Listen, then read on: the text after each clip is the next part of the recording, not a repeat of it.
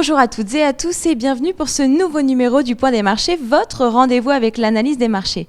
Aujourd'hui, je suis en compagnie de François, expert chez Agritel. Alors François, les marchés financiers connaissent un début d'année difficile. Pouvez-vous nous en dire un peu plus sur les raisons de ce marasme ? Oui, Anne-Sophie, les marchés boursiers connaissent leur pire début d'année jamais enregistré. En fait, tout est parti de la bourse de Shanghai dès les premiers jours de janvier, avec la publication d'indices économiques décevants et le pilotage du yuan, la monnaie chinoise, par la Banque centrale, qui a été un peu ambigu et qui a laissé penser que la Banque centrale pouvait piloter une dévaluation discrète de sa monnaie pour renforcer sa compétitivité.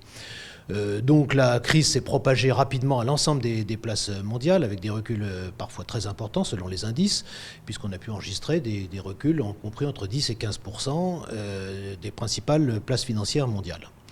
Ce crash larvé, je crois qu'on peut l'appeler comme ça, rappelle un petit peu les crises majeures qu'on a pu connaître dans la sphère financière ces dernières années.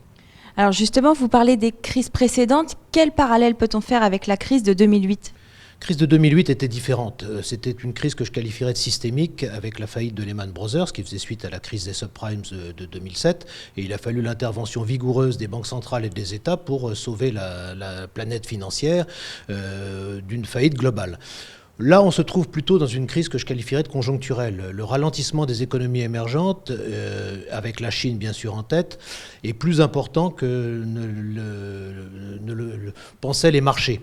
La croissance qui est de retour aux États-Unis, les meilleures conditions également dans l'Union européenne, ne seront sans doute pas de nature à soutenir l'ensemble de la croissance globale.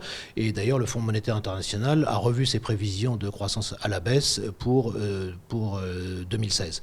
Et l'autre aspect des choses, c'est également la perception que les marchés ont, que les banques centrales ont tout de même épuisé l'essentiel de leurs cartouches pour pouvoir soulager les marchés.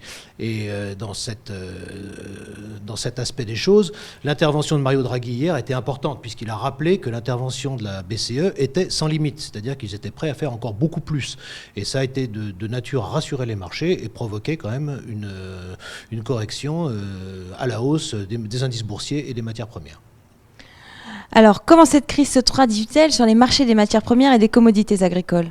Le driver principal de cette crise, c'est le pétrole. Le pétrole a perdu 40 à 50% de sa valeur en quelques mois, à la fois par la conjonction d'une plus faible demande et également d'une offre qui est trop abondante.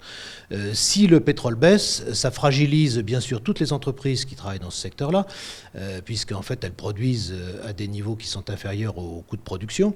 Et également, ça fragilise par effet de chaîne les banques qui les financent, et voire même les États qui sont supposés soutenir les banques. Donc c'est un cercle un peu vicieux et infernal. Et alors justement, existe-t-il un espoir de sortir de cette crise rapidement ? Je pense que cette baisse de début d'année me paraît excessive et un peu irrationnelle. L'intervention de Mario Draghi hier lors de la première conférence de presse de l'année a été très importante, en ce sens que les banquiers centraux avaient été très discrets depuis le début de la crise et on se demandait si le bateau en quelque sorte était un peu piloté. Je crois qu'il a tenu des propos extrêmement forts avec la possibilité d'assouplissement donc de la politique monétaire en mars qui sont de nature à mon avis à rassurer quelque peu les marchés. C'est-à-dire qu'en fait les marchés vont se dire finalement il y a une sorte de garde-fou. Et je ne serais pas surpris qu'on ait un mouvement de correction aussi bien sur les bourses que sur les matières premières et les commodités agricoles dans les prochaines semaines, c'est-à-dire qu'on corrige quand même partiellement ce mouvement de baisse.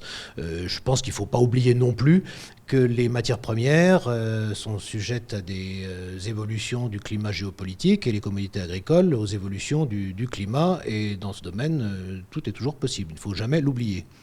Merci François, ce numéro est maintenant terminé. Merci à tous de nous avoir suivis. Rendez-vous dans 2 semaines pour votre prochaine édition du Point des marchés. Retrouvez les analyses d'Agritel sur le service expert Grande Culture de Planchamp.com.